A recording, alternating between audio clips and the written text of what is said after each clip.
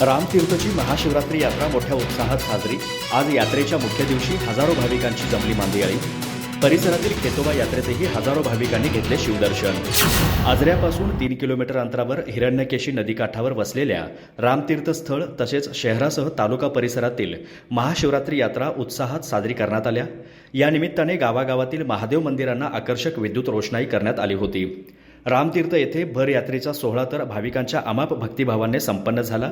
हजारो शिवभक्तांची मादियाळी या निमित्ताने हिरण्यकेशीच्या काठावर जमली होती। या पार्श्वभूमीवर येथील शिवमंदिरांमध्ये विविध धार्मिक विधी पार पडले।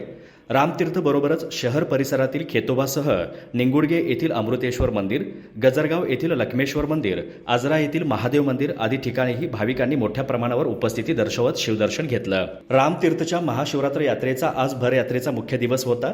या पार्श्वभूमीवर सकाळपासूनच येथील परिसर गर्दीने फुलून गेला होता। काकड आरतीनंतर येथील शिवमंदिर, राम मंदिर आणि हनुमान मंदिर भाविकांसाठी खुले करण्यात आले। आजच्या मुख्य दिवशी पंचक्रोशीसह गडिंग्लज, गारगोटी, कोल्हापूर, संकेश्वर, चंदगड, बेळगाव आदी भागातून भाविक मोठ्या संख्येने आले होते। त्या दृष्टीने प्रशासनाने आरोग्य, पाणी, वाहतूक, अग्निशामक आणि पोलीस यंत्रणा कार्यरत ठेवल्या होत्या। दिवसभर भक्तांनी देवदर्शनासाठी मंदिर परिसरात मोठ्या रांगा लावल्या होत्या।